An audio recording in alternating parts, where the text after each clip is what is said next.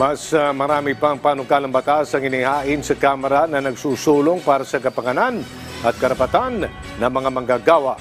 Kabilang na dyan ang pagbuhay sa National Minimum Wage Bill. Tiniyak naman ng mga mababatas ang balanseng pagtugon sa mga ito. Si Melales Moras sa sentro ng balita.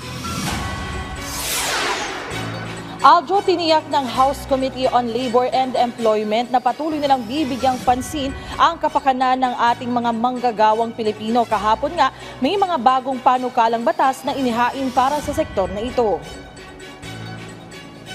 Para maiangat pa ang kalagayan ng mga manggagawang Pilipino sa bansa, mas marami pang panukalang batas para sa kanilang sektor ang inihain sa Kamara. Ang Makabayan Bloc naghain ng House Bill No. 2599 o National Minimum Wage Bill. Sa ilalim nito, itinutulak ang pagtatakda ng pambansang minimum wage na nababagay sa kasalukuyang pamuhay ng mga Pilipino at pag-aalis na ng Regional Tripartite Wages and Productivity Board. Malinaw na ito ang number one na panawagan ng mga Pilipino. Kung kahit titignan mo yung mga surveys, yung pagtaas ng sahod at pagbaba ng presyo. So mahirap ang laban pero tutuloy natin ito.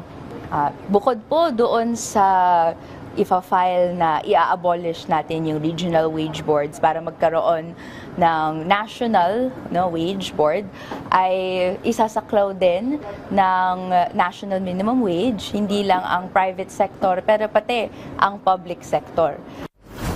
Ang Kamanggagawa Party List may mga bagong panukalang batas din para sa sektor ng paggawa. Kabilang na riyan ang Proposed Comprehensive Nursing Law of 2025, panukalang hazard pay para sa private healthcare workers at Magna Carta for workers in the informal economy.